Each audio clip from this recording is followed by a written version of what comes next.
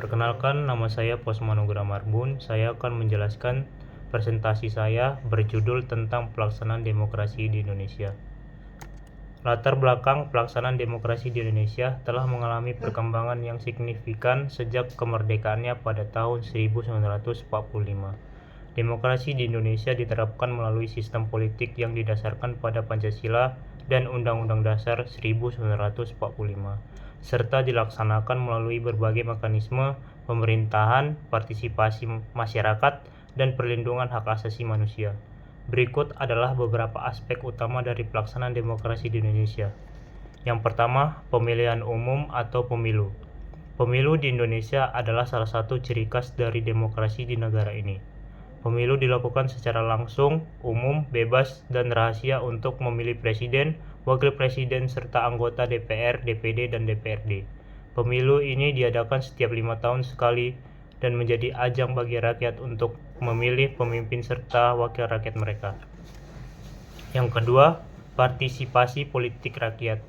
Demokrasi di Indonesia memungkinkan rakyat untuk berpartisipasi aktif dalam politik, baik melalui pemilihan umum, menyampaikan aspirasi melalui demonstrasi, atau ikut serta dalam diskusi politik.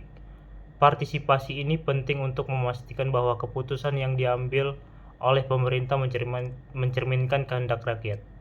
Yang ketiga, hak asasi manusia atau HAM. Indonesia menjunjung tinggi hak asasi manusia dalam sistem demokrasinya. Kebebasan berpendapat, berkumpul, dan berorganisasi adalah hak dasar yang dijamin oleh Undang-Undang Dasar 1945.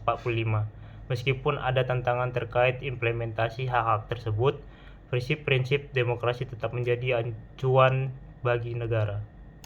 Yang keempat, tantangan demokrasi. Walaupun Indonesia telah berhasil membangun sistem demokrasi yang inklusif, masih ada tantangan dalam pelaksanaannya seperti korupsi, politik identitas, dan ketimpangan sosial. Demokrasi di Indonesia juga dihadapkan pada tantangan pemenuhan hak-hak dasar, baik dari segi pendidikan, kesehatan, dan kesejahteraan sosial. Yang kelima, kebebasan pers. Pers di Indonesia memiliki kebebasan untuk memberitakan berbagai isu tanpa intervensi pemerintah. Ini penting untuk memastikan informasi yang diterima oleh masyarakat adalah informasi yang bebas dan akurat, serta untuk memperkuat transparansi pemerintah. Yang keenam, checks and balance. Sistem pemerintahan Indonesia menganut prinsip pemisahan kekuasaan antara legislatif, eksekutif, dan yudikatif.